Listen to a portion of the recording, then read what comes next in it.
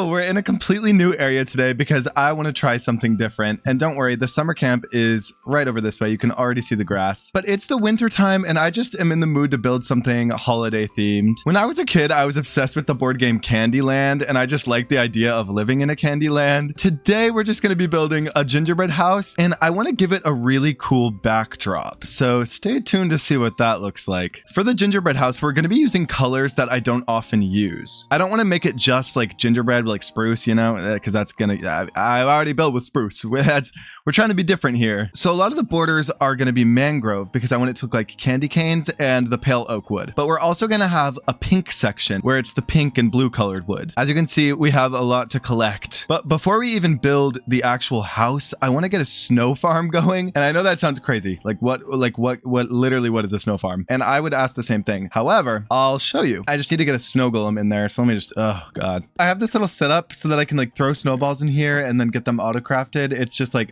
this will be destroyed eventually. I just am doing it really quickly because I'm going to need a lot of snow. But for now, this is enough snow. Also, I made another portal to my campground because I have a lot of materials there. The one thing I do need to do is go get pale oak. So I'm going to fly over to the pale oak forest. Okay, we made it to the pale garden. I just need to literally mine out this entire forest pretty much. I think this is going to be enough. Since I have some snow right now, I want to build a platform above the ice out of snow just to elevate the building a little bit because I don't want it to be flat. So I'm just going to make a big circle here. Okay, now we just need to fill the whole thing in. It's going to be about this big. Okay, I've smoothed it out a little bit just so it's not blocks on blocks. It looks a little bit better this way. And maybe when I get more snow, I'll put actual blocks down here. But God, it takes a long time to get snow. Look at my shovel durability. That's literally how much it took. But now we just need to collect cherry wood, warped wood, and I already have spruce wood, so we don't have to worry about that. Oh, and mangrove wood. I don't know why I said mangrove wood. I don't think my tree farm supports mangrove trees, so unfortunately we have to do this one manually. I'm using the farm to get cherry wood. Thank God for this farm. What would I do without it? I filled a shulker box with a bunch of the logs that I need, and the last one I need is warped wood. We just have to go to the nether for that. And actually, while I'm here, I'm going to grab quartz as well. I have really mined through this place. There are not a lot of trees left. I'm stripping them beforehand because I need them stripped, and I just don't want to do this later. Okay, I'm in my first area because in this diner, I believe there is sand in the chest. Aha, yes. I just need to smelt a bunch of this because we need glass. But I also need clay, so I'm going to try and get some down here. There we go. Get yourself a super smelter because this is genuinely one of the greatest things I've ever used in my life. Like, I'll never go back. That should be enough of that, and then I'll do the clay separately. Okay, I'm collecting flowers, and I'm near my sheep farm because I need a bunch of different colored wool. Now, I don't need that many of each color, but it is a lot of different colors. Honestly, that might be enough of the yellow. Okay, now I just have to do that with all the other colors. Next, we'll do pink, lime green, and blue. As you can see, they're very candy colored colors. If I'm not mistaken, that should be all the colors, but I feel like I'm missing one. We may have to come back here. That should be everything. I just need to break down these quartz, so I'm going to do that real quick. All right, I'm going to set up the 3 different sections to explain kind of what's going on, and then I'm going to jump into the time lapse. So basically, there's going to be a big candy cane gingerbread style tower. This is the spruce blocks, and the borders are made out of candy cane. So that is how tall the tower is going to be. And there's also going to be a little ice cream scoop on top with a cherry because what better to make a roof out of than ice cream? Right here is going to be the brickish looking section, which it's still technically gingerbread. I'm thinking of it as like a lighter gingerbread. This brick is going to blend in nicely to some other brown blocks. We're basically taking it from brick to granite to rooted dirt into packed mud. That gradient's going to be a nice transition up to the pink because the pink section is going to sit on top of this brick section. There's also going to be a candy cane archway on this section. And obviously I'm just alternating these blocks to make it look more like a candy cane. On this side, we're going to do brick and then granite. We're going to start blending up this granite into the rooted dirt. But first, this door is going to be made out of dark oak. This actually requires a lot of texturing because we're trying to make it look like a chocolate bar. So I'm going to put dark in the corners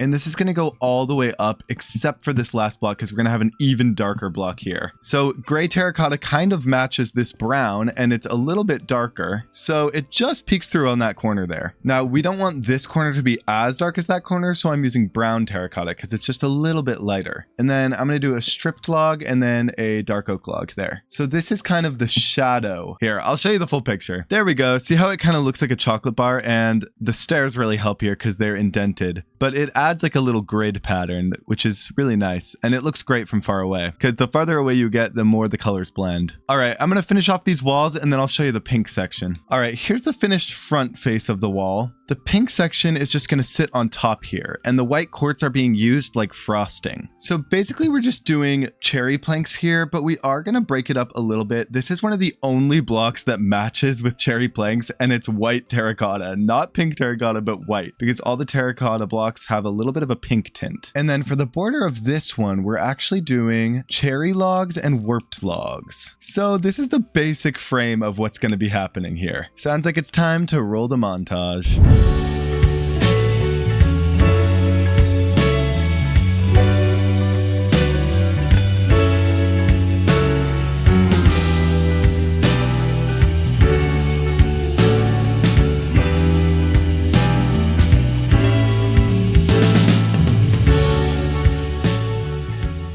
All right, this is the finished build. Oh, I'm really happy with it. Obviously, this door is not oxidized yet. We're going to ignore that. So I ended up using the wool as gumdrops up here. I almost used candles for the gumdrops, but I felt like they worked better as this little lining. I don't know what they are exactly. Like maybe it's just like Christmas lights, string lights. But I just liked how subtle they were down there. And then the nice wool gives lots of color on top of the roof here. As you can see, the 3 sections I was talking about, the spruce is nice and like gingerbready. And then this also looks kind of like gingerbread, but it's just barely a different color, and it blends up really nicely with that granite and the rooted dirt straight into the pink. It just makes for a smoother transition on the eyes, especially when there's so much brown going on over here. It makes everything look so much more cohesive. Now, my favorite part, honestly, is this cherry. The darkest parts of the cherry are mangrove wood, and then it's concrete, and there's one concrete powder. Yeah, there's like a little highlight there. But my favorite part is this glass rounds out the shape so much from far away. It just looks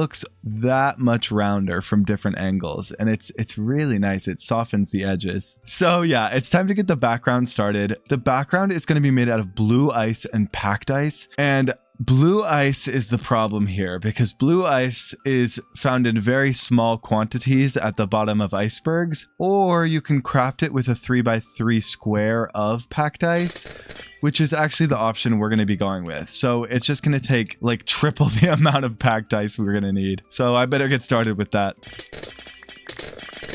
I have just realized I did just commit like manual global warming. Yeah, the icebergs are gone. Like this is, oh no, this is our future. Anyway, I had to repair my tools like literally, I think it was 3 times actually. I was going to say 1 million, but let's not exaggerate here. There's no time for exaggeration. Global warming has started. But yeah, we have the materials. I got, I think, enough snow. I just kind of sat here. Like, honestly, I feel like that's enough. And if it's not, then we'll do a snow montage. We'll do an epic snow montage. But anyway, it is time to start the big ice backdrop here.